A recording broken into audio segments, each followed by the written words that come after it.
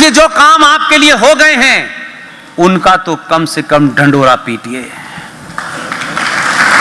उसके बारे में तो बात कही। इसलिए मैंने कहा तारीफ करने में जो समाज कमजोर होता है उनके यहां हीरो पैदा नहीं होते हैं।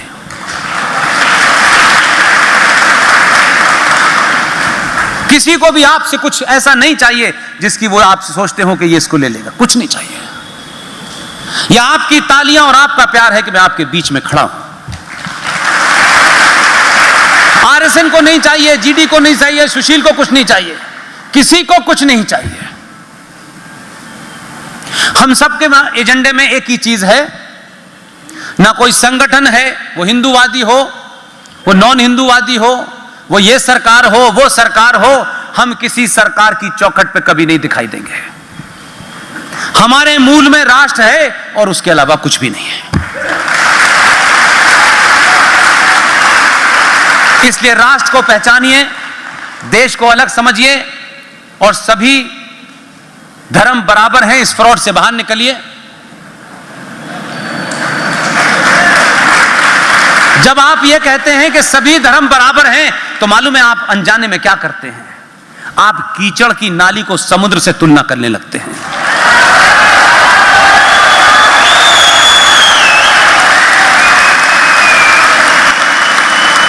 और मजहब क्या है? कोई भी मजहब क्या है? मजहब कभी पैदा हुआ, कोई 1400 साल पहले, कोई 2000 साल पहले। पैदा होने की डेट है, उसका कोई पैगंबर है, उसका कोई प्रॉफिट है, उसकी भी डेट है, वो भी पैदा हुआ। प्रकृति का नियम है, जो पैदा हुआ है वो मरेगा।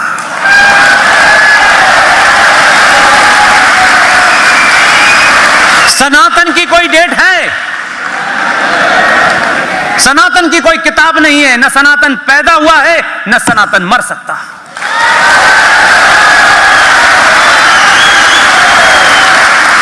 हम दुनिया के सबसे साइंटिफिक लोग हैं। आज हमको बताया जाता है साइंटिफिक टेम्परामेंट होना चाहिए। हमारी तो डाई ही साइंटिफिक है, वो चिप ही साइंटिफिक है। हम कोई काम अनसाइंटिफिक नहीं कर सकते। यह हो सकता है कि बीच के कालखंड में कुछ लोगों ने उस पूरे सनातन को अपनी दुकान चलाने के लिए तरह तरह के परपंच कर दिए हों। वो होता है, हमेशा होगा, वो कोई नई बात नहीं है। आप 5 तत्वों की बात करते हैं।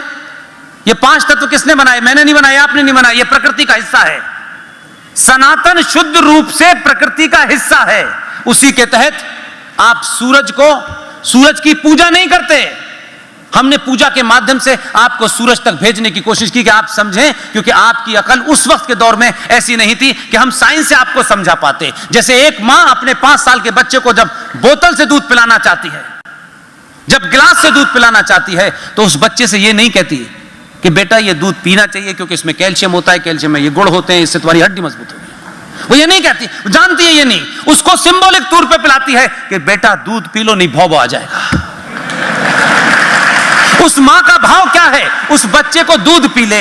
लेकिन वही मां उस बच्चे को जब 15 साल का हो जाता है तब नहीं कहती भौं आ जाता है, तब कहती है बेटा इसको पियो, हड्डी मजबूत होगी, तभी तुम जमाल भाई के मुंह पे मार सकते हो। तो दोनों चीजें हैं। इसलिए जब हम किसी चीज को समझाते हैं तो उसको आम आदमी की भाषा में समझाते हैं। तो आपसे कहा गया सूर्य की पूजा करनी चाहिए, सूर्य की पूजा नहीं करनी चाहिए। सूर्य किससे? जो आपको अग्नि मिलती है, जो ताकत मिलती है, जो रोशनी मिलती है, जो एनर्जी मिलती है, हाथ जोड़ के उसका धन्यवाद कर देना चाहिए। वो पूजा नहीं है, वो धन्यवाद है। इससे थैंक्स। आप जिसे ऑक्सीजन कहते हैं, आपके ऋषि मुनियों ने हजारों करोड़ों साल पहले पहचान लिया था, लेकिन उन्होंने जो नाम दिया था वो इस कालखंड में, क्योंकि एक जाहिल आदमी, एक पागल आदमी, एक इस्लामिक जिहादी इस देश में आया, खुद जाहिल, सोच जाहिल, और वो पहुंचा कहां? वो पहुंचा नालंदा। उसने कहा कि एक किताब आ गई है 1400 साल पहले, इसमें हकीम लुकमान का हर फार्मूला है, बाकी सबको जला दो। उस खिलजी ने पूरी लाइब्रेरी नालंदा की जला दी। 3 महीने तक लाखों किताबें जलती रही। क्योंकि उसे जाहिल था वो बेसिकली।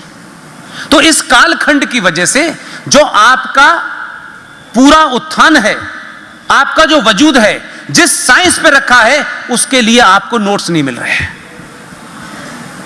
इसलिए आज आपको बहुत सारे लोग जो इंग्लिश वाले यहां से ले गए थे चीजें चुरा करके, वही आपको बता रहे हैं कि ऑर्गेनिक फूड खाना चाहिए।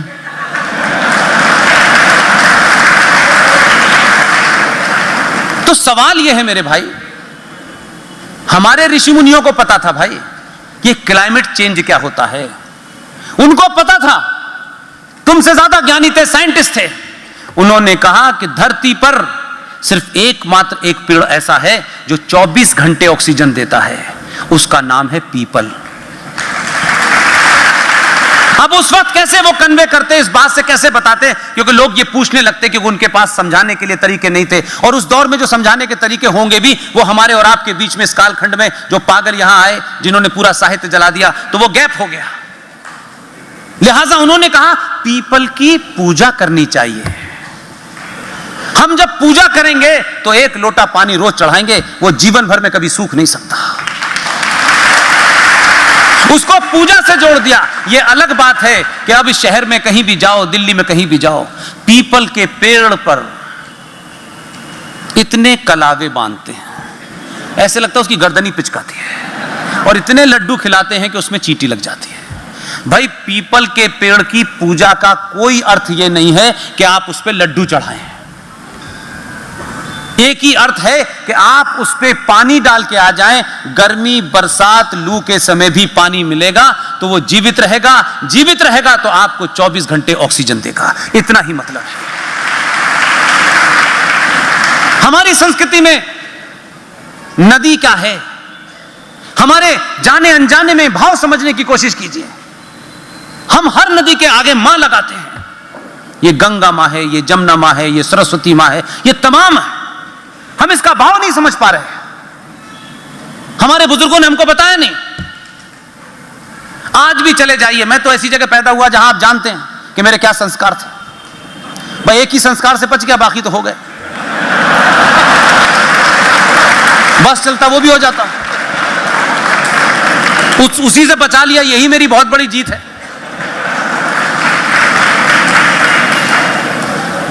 हमारे संस्कारों में, मैं जब बनारस जाता हूं तो आप अक्सर बैठ के देखिएगा, वहां कहां कहां से लोग आते हैं। इस बात को ऑब्जर्व किया मैंने कि मैंने कहा कि मेरी तो बैकग्राउंड ही नहीं ऐसी।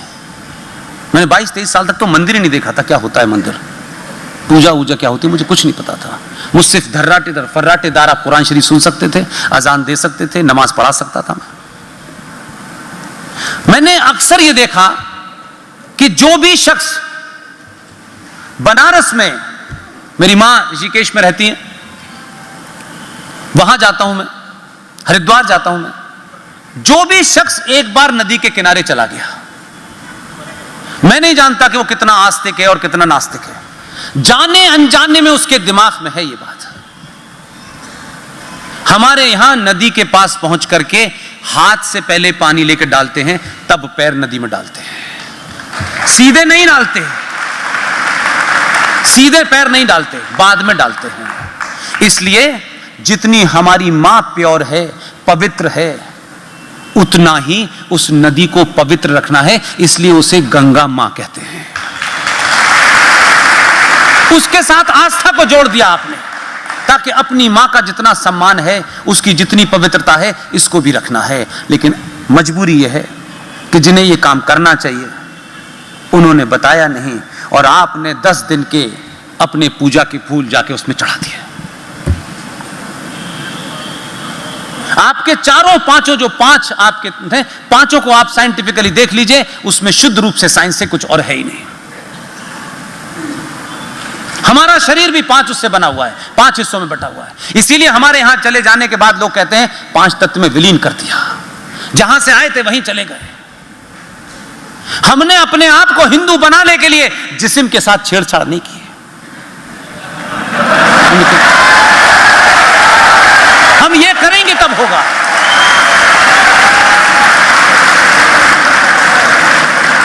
हमको जिसने भेजा है उसे हम मानते हैं कि वो समझदार था, वो अक्लमंद था।